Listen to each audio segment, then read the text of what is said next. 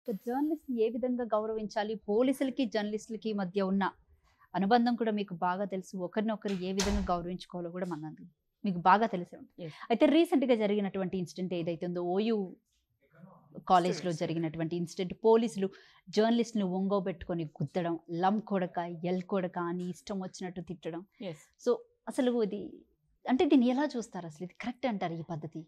Actually ఇప్పుడున్న government failure అది.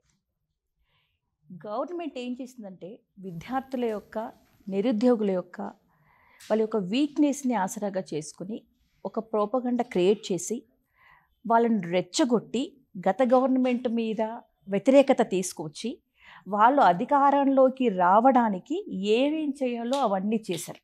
ఇప్పుడున్న విద్యార్థులను రెచ్చగొట్టడం కావచ్చు, రైతు సమస్యల మీద గత గవర్నమెంట్ ఉన్నప్పుడు రైతు బంధు, రైతు బీమా బ్రహ్మాండంగా రైతులకు అన్ని రకాలుగా తెలంగాణలో సూపర్గా ఉన్నటువంటి స్టేట్లో రైతులను కూడా రెచ్చగొట్టి, అంటే వాళ్ళకి వచ్చింది నీకెందుకు రాలేదు, ఈవెన్ దళిత బంధు విషయంలో కూడా ఒక్కడికే వచ్చింది నీకెందుకు రాలేదు అనే విధంగా రెచ్చగొట్టి గవర్నమెంట్ మీద వ్యతిరేకత తీసుకువచ్చి గెలవడానికి చేయాల్సిన ప్రయత్నమంతా చేసి ఈరోజు అధికారంలోకి వచ్చారు. నిజంగా వీళ్ళకి నిరుద్యోగుల పట్ల, విద్యార్థుల పట్ల, ఒక జర్నలిస్టుల పట్ల ఒక గౌరవం అనేది ఉంటే మొన్న జరిగిన ఇష్యూ అసలు జరిగేదే కాదు. నిరుద్యోగుల సమస్యలు ఏంటో తెలుసుకునే ప్రయత్నం రేవంత్ రెడ్డి గారు చూశారు. పోలీసులకి అసలు పోలీసులు కూడా ఇప్పుడు మనకి సిస్టమ్ అనేది ఎలా ఉంటుందంటే కొంతవరకు కొంతమంది గౌరవంగా ఉన్నా కూడా మరికొంతమంది గవర్నమెంట్ పైనుండి వస్తున్న ఆర్డర్స్ని వాళ్ళు ఫాలో అయిపోతారు.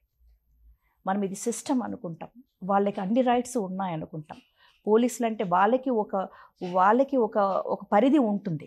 వాళ్ళు కూడా ఏంటంటే పైనుండి ఏవైతే ఆర్డర్స్ వస్తాయో అవి వాళ్ళు ఫాలో అయిపోతారు. మొన్న జరిగిన ఇష్యూ కూడా అంతే.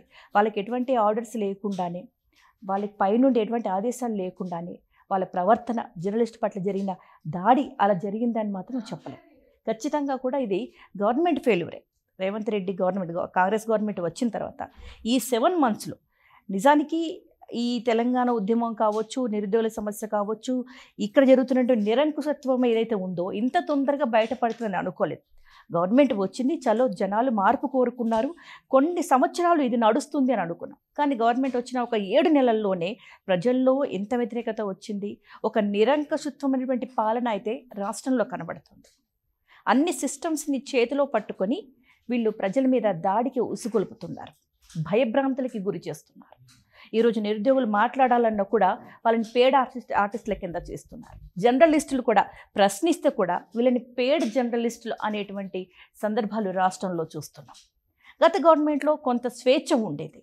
నిరుద్యోగులకి కానీ, విద్యార్థులకు కానీ, విలేకరులకు కానీ ఒక గౌరవం అనేది ఉండేది. ఇక్కడ అసలు ఎక్కడ ఆ గౌరవం అనేది మాత్రం గౌరవం అనేది కనిపించట్లేదు. నిరంకుశత్వం మాత్రం రాష్ట్రంలో స్పష్టంగా కనిపిస్తుంది. ఈ 7 monthsలోనే ఒక అధికార గర్వం అనేది మన 10 సంవత్సరాలలో టీఆర్ఎస్లో కనిపించని గర్వం ఈరోజు 7 నెలల్లోనే ఒక అధికార గర్వం. మేము అధికారంలోకి వచ్చాం, ప్రజలు మమ్మల్ని కోరుకున్నారు, మేము ఏది చేస్తే అది అనే విధంగా ఇప్పుడు గవర్నమెంట్ తీరు అనేది కనిపిస్తుంది. విద్యార్థుల నుండి వచ్చిన ఉద్యమ నాయకులు కూడా ఈరోజు కాంగ్రెస్లో కొన్ని పదవులు పొందిన వాళ్ళు కూడా ఉన్నారు. వాళ్ళు కూడా ఈరోజు మళ్ళీ విద్యార్థుల వైపు కానీ, నిరుద్యోగుల వైపు కానీ, సామాన్య ప్రజల సమస్యల గురించి కానీ ప్రశ్నించకుండా వాళ్ళ యొక్క అధికారం వచ్చిందా, ఓకే మేము ఇన్ని రోజులు స్ట్రగుల్, మేము గవర్నమెంట్ మీద అగేనిస్ట్గా మేము మాట్లాడినందుకు, కొట్లాడినందుకు మాకు ఒక పదవి వచ్చిందా, ఇంకా చాలు అనే విధంగా ప్రస్తుతం నాయకులు అయితే కనిపిస్తున్నారు. రైట్. అయితే మరొక విషయానికి వస్తే కనుక రీసెంట్గా జరిగినటువంటి ఇన్సిడెంట్స్ బీఆర్ఎస్ పార్టీ నుంచి చాలామంది ఎమ్మెల్యేలు కాంగ్రెస్ పార్టీకి వెళ్ళడం జరిగింది. ఈరోజు అరకపూడి గాంధీ గారు కాంగ్రెస్ తీర్థం పుచ్చుకున్నారు. అసలు ఏంటంటే బీఆర్ఎస్ పార్టీ గుర్తు ఒకటి చూపించుకొని ఓట్లు వేయించుకొని ఎమ్మెల్యేలుగా గెలిచి ఈరోజు కాంగ్రెస్ పార్టీకి పోవడాన్ని అసలు మీరు దీన్ని ఎలా చూస్తారు? ఇది ఈరోజు అంటే ఇప్పటికే 6 ఎమ్మెల్యేలు కాంగ్రెస్లో చేరడం జరిగింది. కొంతమంది ఎమ్మెల్సీలు అండ్ కార్పొరేటర్లు కూడా చేరడం జరిగింది. దీనికి పునాది మనం దానం దగ్గర నుండి మనం చూస్తాం. దానం చేసిన కామెంట్స్ ఇప్పుడు మనం దానం కామెంట్స్ గురించి కూడా మనం ఫస్ట్ మాట్లాడుకుంటే అతనికి ఏం తాయిలాలు ముట్టాయో తెలియదు. ఇప్పుడు కేసీఆర్ గవర్నమెంట్లో, కేసీఆర్ క్యాబినెట్లో తనకి ఎటువంటి లాస్ ఏమీ లేదు. అలాంటిది ఇప్పుడు గవర్నమెంట్ మారిన తర్వాత తనకి ఏదో పదవి తను ఏదైతే కోరుకున్నాడో ఆ పదవి ఇవ్వలేదు అని, తనకి ఆ పోస్ట్ ఇవ్వలేదని కాంగ్రెస్లోకి చేరి కాంగ్రెస్ నుండి అందిన తాయిలాల కోసం ఆశపడి ఈరోజు మిగతా ఎమ్మెల్యేలను రెచ్చగొట్టే విధంగా ఎందుకంటే ప్రజలు అన్ని గమనిస్తున్నారు, ఏం మాట్లాడుతున్నారు, గతంలో ఏం మాట్లాడారు, ఇప్పుడేం మాట్లాడుతున్నారు, వీళ్ళ పనితీరు ఎలా ఉందని ప్రజలు అన్ని గమనిస్తున్నారు. దానంతో మొదలైనటువంటి తంతు ఈరోజు మన అరకపూడి గాంధీ గారి గురించి కూడా చూసాం. అయితే ఈరోజు అరకపూడి గాంధీ గారు కొన్ని వ్యాఖ్యలు చేశారు. గతంలో ఎమ్మెల్యేలు మారినప్పుడు కూడా సమ్ ఏదో రీజన్ చెప్పారు, అధికార పార్టీలో ఉందని వెళ్ళిపోయాం, లేదా గత గవర్నమెంట్లో ఇది జరిగింది, కడియం శ్రీహరి లాంటి వాళ్ళు నమ్మక ద్రోహం చేసి డెఫినెట్లీ ప్రభుత్వం ద్వారా గవర్నమెంట్ ద్వారా లాభ పొంది వాళ్ళ కుటుంబాలను కూడా లాభపరుచుకొని ఆస్తులు సంపాదించుకొని వ్యాపారాలు చేసి ఈరోజు వ్యాపారాలు కాపాడుకోవడం కోసం పార్టీలు మారిన వాళ్ళు ఉన్నారు.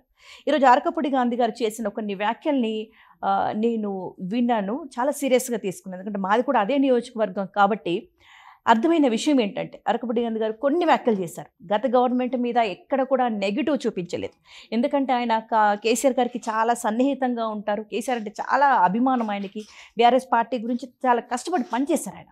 ఆయన చేసిన వ్యాఖ్యల్ని మనం ఈరోజు చూస్తే ఒకటి ఏమన్నారంటే, గత 10 ఏళ్లుగా పార్టీలకు అతీతంగా ఎక్కడ అభివృద్ధి అవసరం ఉందో, ఎవరు ఇబ్బంది అని వచ్చారో వాళ్ళని పార్టీలకు అతీతంగా మేము అభివృద్ధి ధ్యేయంగా గత 10 సంవత్సరాలు పనిచేశాను అన్నారు. రెండవ మాట ఏమన్నారంటే, గత 7 నెలల్లో ఎటువంటి అభివృద్ధి కనిపించలేదు, 1 రూపాయి పని కూడా నేను చేసుకోలేకపోయాను అన్నారు.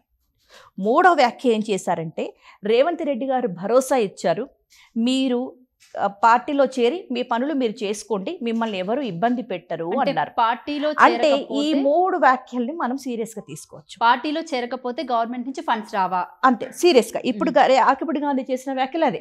గత 7 నెలల్లో రూపాయి ఫండ్ కూడా రాలేదు అంటే ఇండైరెక్ట్గా వీళ్ళని ఇబ్బంది పెట్టి భయపెట్టి ఈరోజు చేసిన వ్యాఖ్యలు ఏంటి, మీకు ఎవరు ఇబ్బంది పెట్టరు, నీ పనులు నువ్వు చేసుకో అని రేవంత్ రెడ్డి గారు భరోసా ఇచ్చారు. అంటే గత 7 నెలల్లో నేను ఇబ్బంది పెడుతున్నట్టే కదా, అదే ఫోర్స్ చేస్తున్నట్టే కదా. గత గవర్నమెంట్లో కూడా ఇప్పుడంటే ఏమంటారంటే, గత గవర్నమెంట్లో కూడా కేసీఆర్ గవర్నమెంట్లో కూడా ఎమ్మెల్యేలు ఒకేసారి 12 మంది కండువ మార్చుకొని వెళ్ళిపోయారు కదా. అంటే ఆ సిచ్యువేషన్లో కేసీఆర్ ఎవరిని ఇబ్బంది పెట్టలేదు, ఎవరింటికి వెళ్ళి మా పార్టీలోకి రండి అని బలవంత పెట్టలేదు, ఎవరిని ఫోర్స్ చేయలేదు. అక్కడ వాళ్ళు టీడీపీ పార్టీ నుండి పార్టీకి ప్రత్యేక రాష్ట్రం వచ్చిన తర్వాత ఇక్కడున్న పరిస్థితుల్ని వాళ్ళు అర్థం చేసుకొని మూకుమ్మడిగా టీఆర్ఎస్లోకి రావడం జరిగింది. వచ్చినంత వరకు వాళ్ళకి ఏం నష్టం జరగలేదు. ఒరిజినల్గా ఉద్యమంలో పార్టిసిపేట్ చేసిన వాళ్ళకంటే కూడా ఈ 12 మందికి ఎక్కువగా ప్రియారిటీ ఇవ్వడం కూడా జరిగింది. అది చాలామంది ఉద్యమ నాయకులకి నచ్చలేదు కూడా. మేము మొదటి నుండి ఉద్యమంలో ఉంటే ఇప్పుడు వచ్చిన వాళ్ళని కూడా ప్రియారిటీ ఇస్తున్నారు. సో అలాంటి ఎమ్మెల్యేలు ఇప్పుడు మళ్ళీ ఎలా వచ్చారో అలా వెళ్తున్నారు. కానీ అప్పటికి ఇప్పటికీ చాలా డిఫరెన్స్ ఉంది.